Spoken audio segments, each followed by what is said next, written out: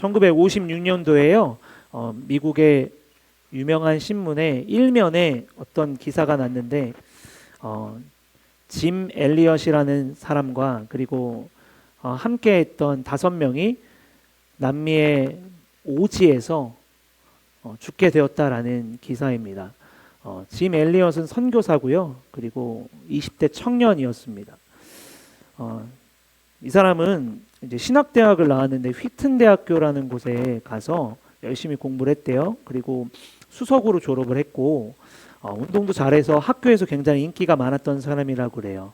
그리고 일찍 결혼해서 그의 아내 엘리자베스라는 사람과 같이 사는데 갑자기 어느 날 기도하는데 그런 마음이 들었대요. 복음을 한 번도 못 들은 사람이 이렇게나 많은데 2번, 3번 듣는 사람도 있다는 것은 무슨 의미일까요? 이렇게 하나님 앞에 이런 기도를 했대요. 그래서 계속 기도하다가 하나님이 저기 남아메리카에 있는 에콰도르라는 나라에 마음을 주신 거예요. 그래서 그 나라에 가서 1년간은 약혼한 상태에서 가서 거기서 결혼을 하게 되는데 둘이서 거기는 이제 식민 지배를 받아가지고 포르투갈이랑 스페인의 영향을 받았던 곳이잖아요. 모든 곳이. 근데 거기 원주민이 살잖아요. 인디언들. 그 사람들을 같이 하면서 거기서 복음도 전하고 사역을 같이 했대요. 그래서 이제 최종적으로는 어딜 가냐면 아우카족이라는 완전히 오지 아마존 밀림에 있는 족속인데 백인들을 너무나도 증오하는 사람들이었대요. 어쩌면 죽을 수도 있는 곳이에요. 근데 하나님이 계속 그쪽에 가서 복음을 전하라라고 하는 마음이 들어서 결혼도 하고 뱃속에 아이도 있는데 이 짐 엘리엇이라는 사람은 4명의 같이 하는 사람들과 함께 경비행기를 타고 1956년 1월 8일에 들어가게 되었어요. 가서 우리는 당신의 친구입니다라는 말 한마디만 하고 복음 하나 전하지 못하고 창에 찔려서 다 죽었어요. 근데 나중에 그 조사를 했는데 이 사람들 모두가 다 총을 갖고 있었어요. 권총을 갖고 있었는데 아무도 총을 쏘지 않았죠. 그래서 이게 대서특필이 돼가지고 뉴스에 크게 나온 거예요. 미국 사람들은요, 자기들의 미국 시민권을 가진 사람이 죽었다라는 것을 굉장히 아파합니다. 그리고 굉장히 소중하게 여겨요. 우리 같은 시민이야라는 의식이요. 근데 5명이 20대 청년들이 죽은 거예요. 오지에서. 그러니까 당연히 신문에 대서특필 될 만하겠죠. 어떤 기자가 짐 엘리엇의 아내인 엘리자베스에게 그렇게 물었대요. 왜 이렇게 죽어야 되냐? 너무 낭비다. 이거는 국가적 손실이고 너무 낭비적인 죽음인데 너무 가슴이 아픈데 심정이 어떠세요? 라고 물으니까 이 짐 엘리엇의 부인이신 엘리자베스, 이분도 20대였겠죠? 이렇게 말을 하더래요. 낭비라니요? 왜 그런 말씀을 하십니까? 나의 남편은 어렸을 때부터 이 순간을 위해 준비했던 사람입니다. 내 남편은 이제야 그 꿈을 이룬 것뿐입니다. 이후로는 다시는 내 남편의 죽음을 낭비라고 말하지 말아주세요 라고 했다고 그래요. 그래도 낭비라고 하겠죠? 사람들은 이해가 되지 않는 행보를 또 해요. 짐 엘리엇 남편이 죽었어요. 그리고 이 부인인 엘리자베스는 1년 동안 간호사였던 것 같아요. 정확히는 모르겠지만 간호사로서의 그런 훈련을 받고 그리고 이 아우카족에게 가서 복음을 전했대요. 자기가 누구인지 숨기고. 근데 여자니까 여성에게는 그렇게 험하게 다루지 않았던 것 같아요. 그냥 묵묵히 아무 말 안 하고 상처도 꿰매주고 약도 주고 그리고 돌봐주고 한 6개월에서 1년 정도 했나 봐요. 그러던 어느 날 이 아우카족의 추장이 갑자기 물어보는 거예요. 도대체 당신의 정체가 뭐길래 이렇게 좋은 일을 우리에겐 고맙고 감사한데 왜 이렇게 하는 거예요? 라고 했을 때 그때서 말을 했대요. 몇 년이 지나고 이제 얘기를 한 거죠. 내가 그 당시에 당신들이 죽인 5명 중에 1명인 사람이 내 남편이다. 그러나 하나님이 이 아우카족에게 마음을 주셔서 나는 복음을 전하러 이곳에 왔어요 라고 했대요. 자, 그러자 놀라운 일이 생기는데 이 추장이 변하게 되었어요. 회심하게 돼서 예수님을 믿게 되었다라는 유명한 일입니다. 우리가 계시록 계속 보고 있잖아요. 이 계시록은요, 환상 이렇게 봐도 무슨 말인지 하나도 모르겠어요. 그죠? 근데 그게 중요하지 않아요. 계시록을 왜 썼는지, 요한이 왜 환상 중에 예수님의 말씀을 받아서 쓰고 지금 이 당시에 교회들한테 이제 전해주고 있는데 왜 이 말을 하고 있는지, 이 당시에 그리고 모든 예수 그리스도를 믿는 크리스천들은 어떤 현실에 처해져 있는지가 중요한 거예요. 목숨을 걸고 예수님 믿어야 됐어요. 이 당시에 로마의 황제는요, 도미티아노스는 신과 같이 자기를 추앙해야 된다라고 여겼어요. 나를 신처럼 받들지 않으면 다 죽거나 고문당하거나 하는 거예요. 자, 그런데 하나님을 믿는 하나님 백성은요, 하나님 외에 다른 신을 섬기면 안 되잖아요. 똑같이 예수님을 내 구주로 믿는 모든 교회는 그렇게 할 수 없는 거예요. 그런데 그렇게 동의하지 않으면, 세상에 동의하지 않으면 경제적으로 손해가 보고, 그리고 고문당하고 핍박당하고 심지어는 죽을 수도 있는 거예요. 이런 상황 가운데 여러분 지금 편하게 우리 예수님 믿고 있는데, 여러분이 여기 교회 와서 학교에 가서 성적이 막 그 선생님 이상해가지고 여러분들에게 막 내가 90점 맞았는데 빵점 처리한다. 감당되겠어요? 억울하죠, 그죠? 여러분들한테 점수가 중요하니까. 내가 교회 다닌다는 명목 하나로 대학에 못 들어가. 네, 이제 조금 체감이 조금 오나요? 이런 손해를 감수하고 예수님을 믿고 있었던 거예요, 교회들이.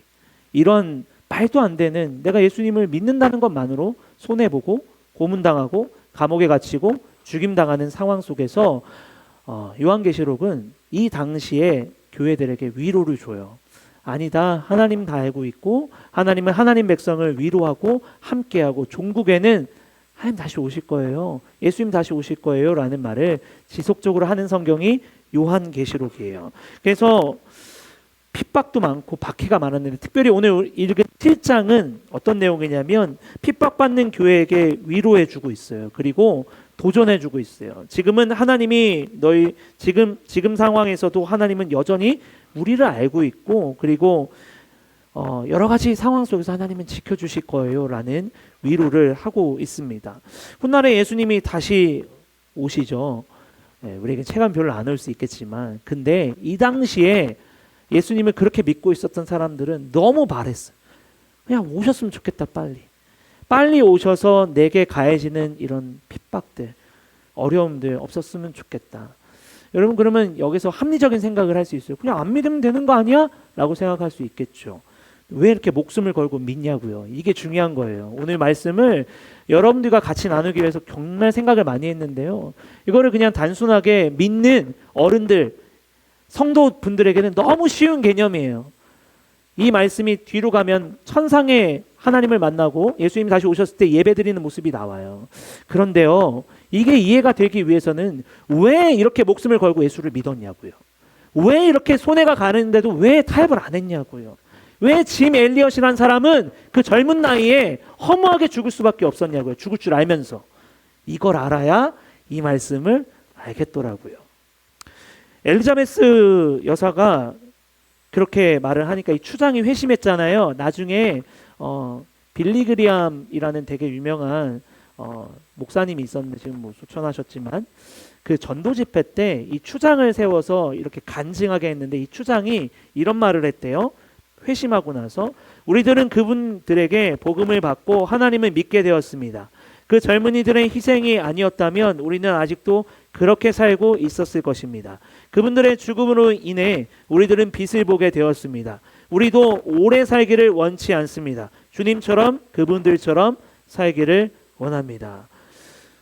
오늘 이 당시에 목숨을 걸고 믿었던 수많은 교회의 성도들이나, 그리고 허무하게 죽었던 수많은, 그러나 복음을 전하기 위해서 희생했던 사람들이나, 짐 엘리엇 같은 사람이나 왜 그렇게 했을까요?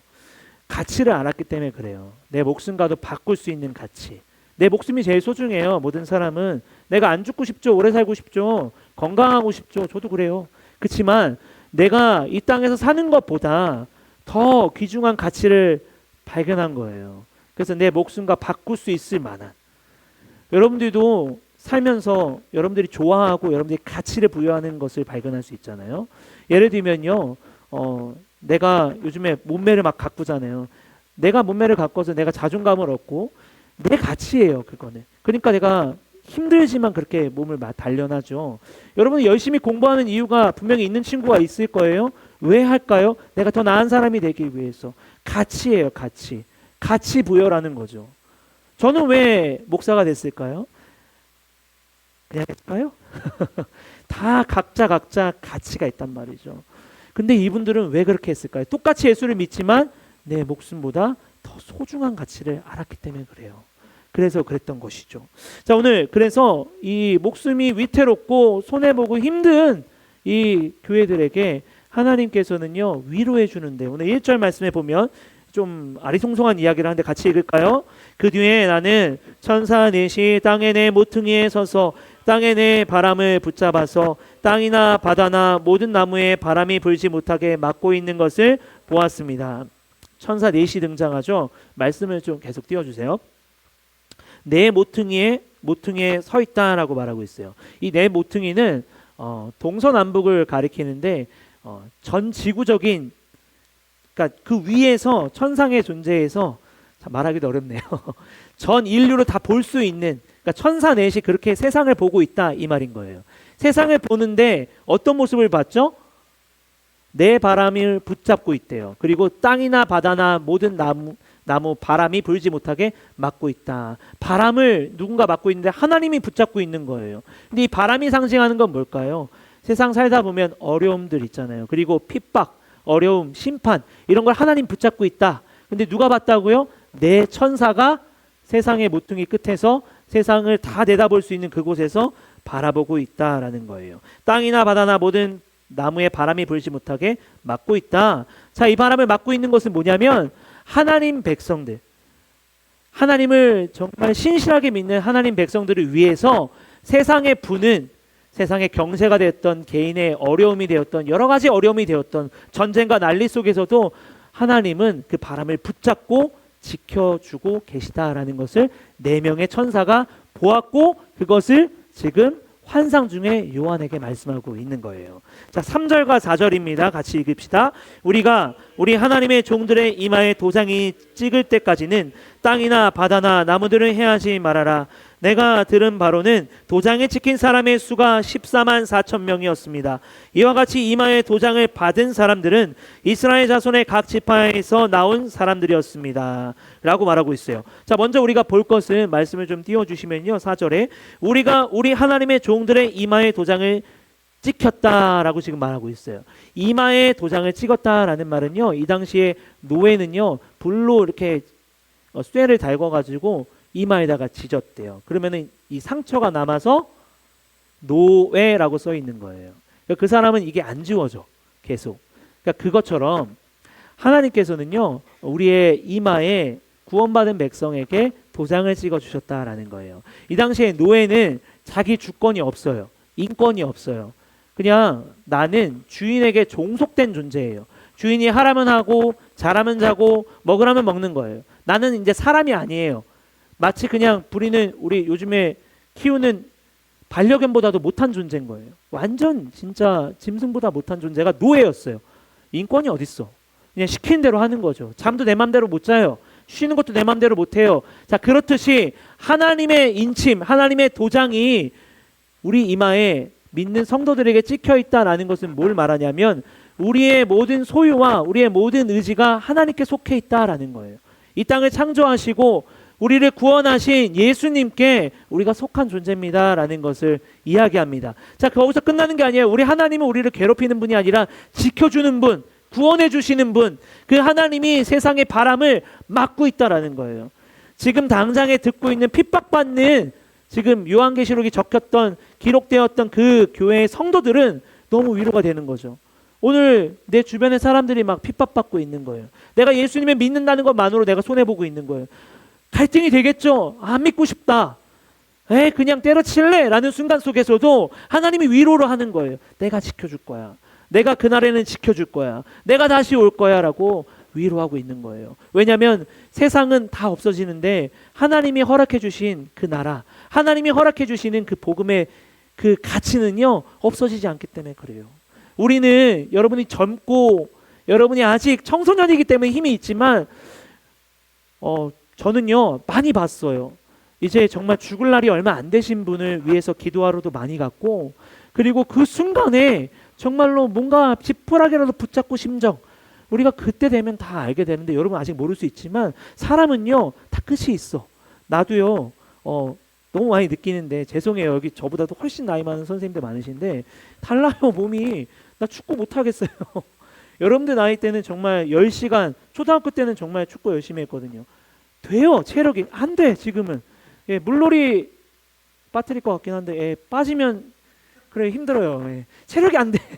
열심히 해야겠지만 우리가 영원하지 않단 말이야. 이 땅에 덥죠. 이제 조금 있으면 낙엽 진단 말이에요. 그리고 눈 오고 추워지고 하면은 낙엽은 다 떨어지고 나무는 앙상해지죠. 그게 세상의 순리예요. 그래서 허무하다 그래 나중에. 그런데 하나님은 그게 끝이 아니라는 거야. 우리는 영원한 가치, 영원한 생명, 그게 있기 때문에 목숨을 버릴 수 있고, 그게 있기 때문에 오늘 그런 핍박을 받으면서도 이 말씀을 위로받고 오늘을 살아가는 거죠. 뒤에 보면요 이런 말이 나와요. 14만 4천 명이었더라. 많이 들어봤죠?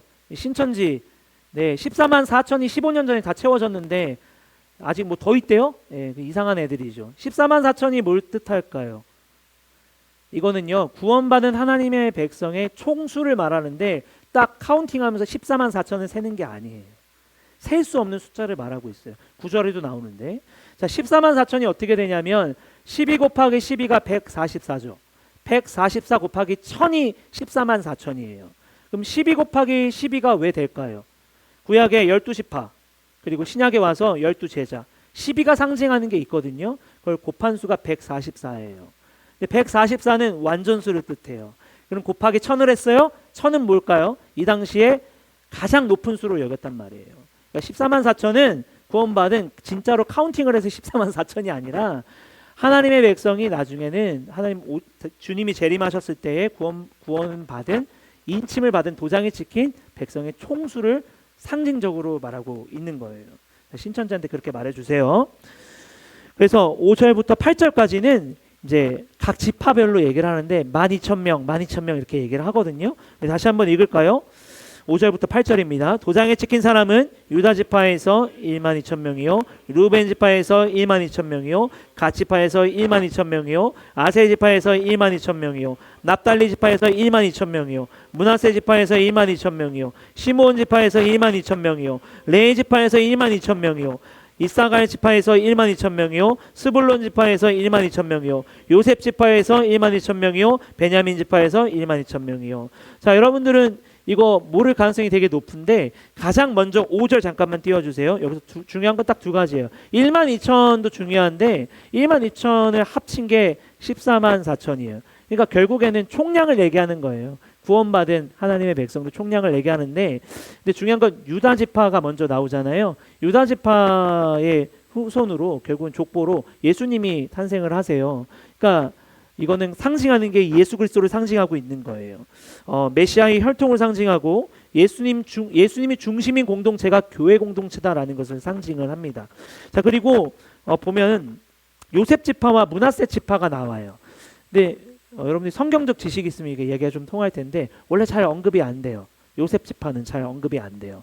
단지파가 빠졌어요. 단지파는 사사기에 보면 우상을 들여온 지파예요. 자, 뭘 얘기하냐면 교회 공동체는 하나님께 선택받은 하나님 백성은요 우상을 멀리하고 늘 성결하고 거룩해야 된다라는 것을 의미합니다. 자, 그런 사람이 12,000명, 12,000명, 12,000명 되어서 14만 4천 명이 되었다라는 것을 말하죠. 그렇게 돼서 이만희를 섬기는 게 아니라 하나님께 약속받은 백성이 14만 4천 명. 그리고 9절, 9절에 그 뒤에 내가 보니 아무도 그 수를 셀 수 없을 만큼 큰 무리가 있었습니다. 자, 이걸 말하고 있는 거예요.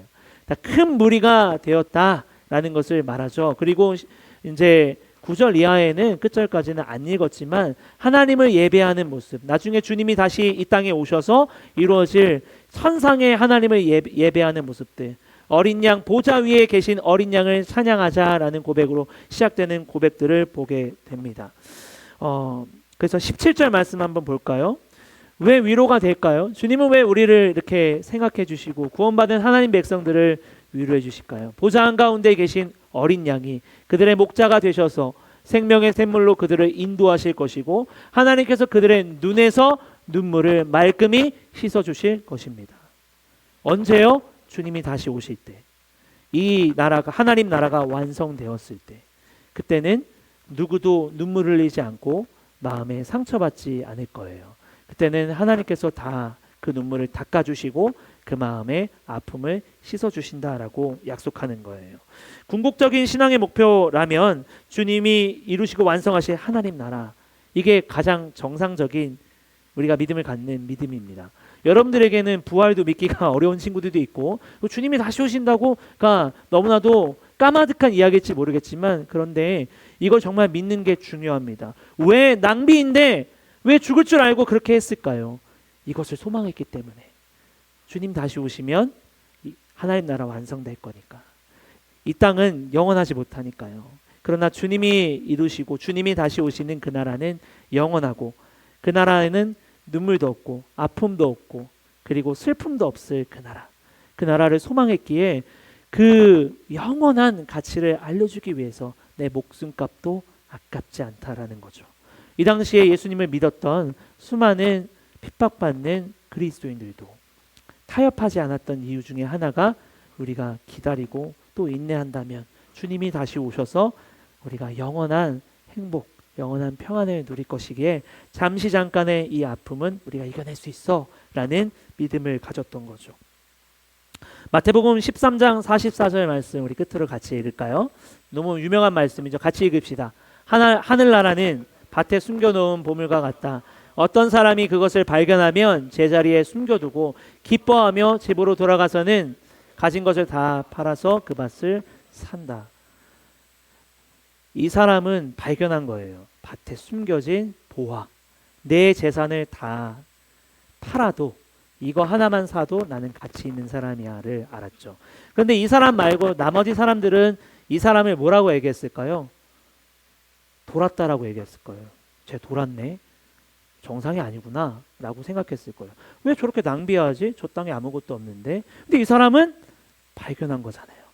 그 땅을 다 사면 이 보화를 내가 살 수 있어. 여러분, 우리가 예수님 믿는 게 그런 거예요. 하나님 나라의 가치를 발견하는 사람은 내 모든 것을 다 드려도 아깝지 않아요. 하나님 나라의 가치를 발견한 사람은요, 내게 손해가 오고 내가 예수님 믿고 조금 불편하고 그래도 다 감수할 수 있어요. 왜냐하면 그 가치를 알고 너무나도 내게 소망이 되기 때문에 그렇죠. 밭을 사는 이유는 보화를 발견했기 때문에.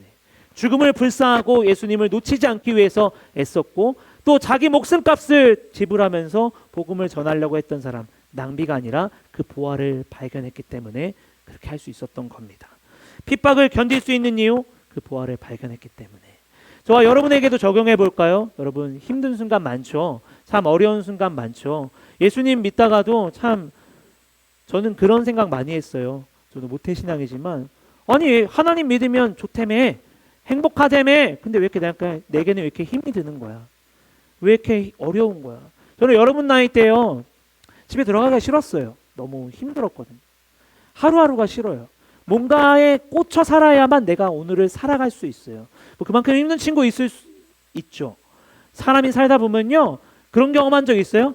내일이 안 왔으면 좋겠다. 저는 눈 떠서 내일이 안 왔으면 좋겠다도 수만 번 생각했던 사람인데, 근데요, 저거 살아있잖아요?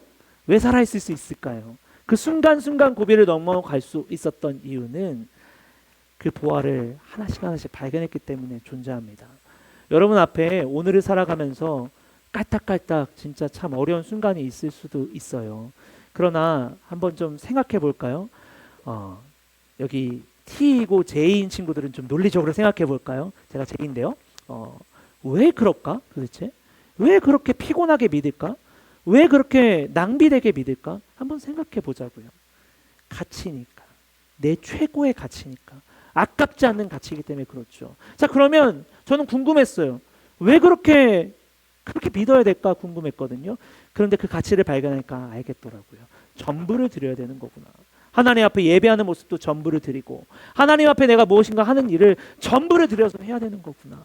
그래서 저는 이 길을 가고 있는 것 같아요. 저와 여러분은 마찬가지입니다. 여러분들이 하고 있는 학업, 여러분들이 가고자 하는 어떤 목표, 나를 위해서 하면 사실 동기부여 매번 찾아야 되고 힘이 들어요. 그러나 영원한 가치, 그 보화를 발견한 사람은요, 내가 예수님 때문에 하기 시작하는 순간 여러분 혼자 하는 게 아니에요. 그때부터는 주님과 같이 하는 거고, 그리고 그 가치를 붙잡고 모든 일을 하기에 여러분이 다 이겨낼 수 있는 힘이 생깁니다.